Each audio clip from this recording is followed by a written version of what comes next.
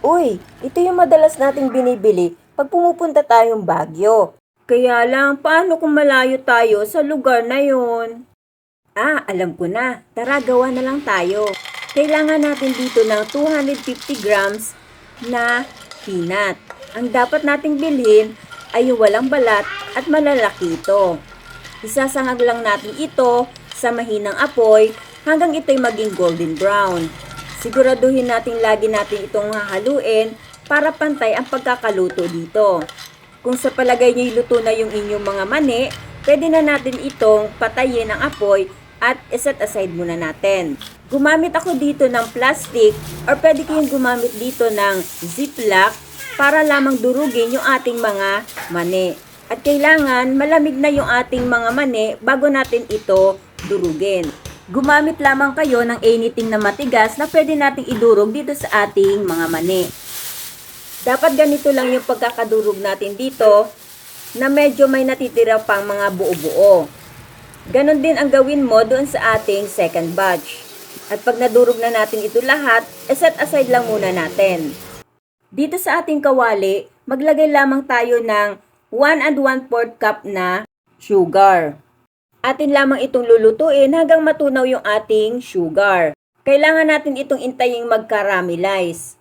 Pwede din kayo ditong gumamit ng brown sugar o yung tinatawag na segunda na asukal.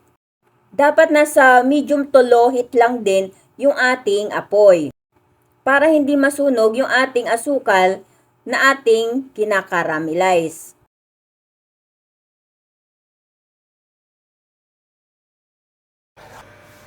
At pag okay na yung ating sugar, pwede na nating i-add yung ating 2 tablespoon na butter.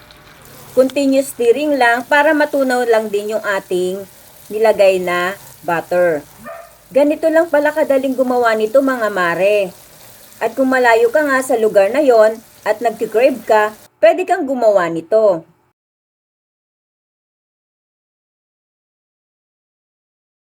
At this point, pwede na natin ilagay yung ating dinurog na mga mani.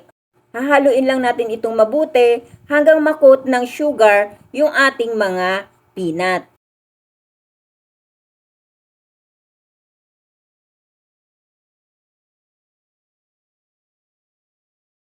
Siguraduhin natin na lahat ng ating peanut ay nakot ng ating caramel sugar.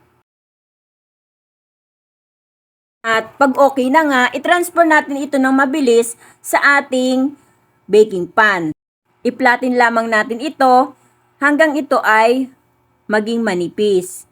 Kailangan din na mabilisan yung paggalaw nyo dito para hindi kayo maabutan ng pagtitigas ng ating peanut brittle. At kailangan natin din itong ikat habang ito'y mainit pa para hindi tayo mahirapan mamaya pag ito'y tumigas na.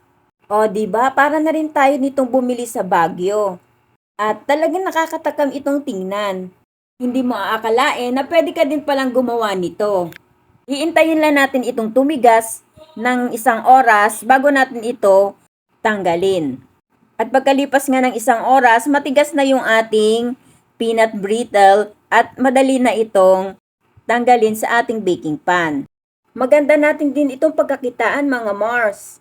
Kung wala itong ganitong nagtitinda sa lugar nyo, pwede nyo itong itry. Malay mo, dito kayo maman. Huwag mo lang akong kakalimutan ha.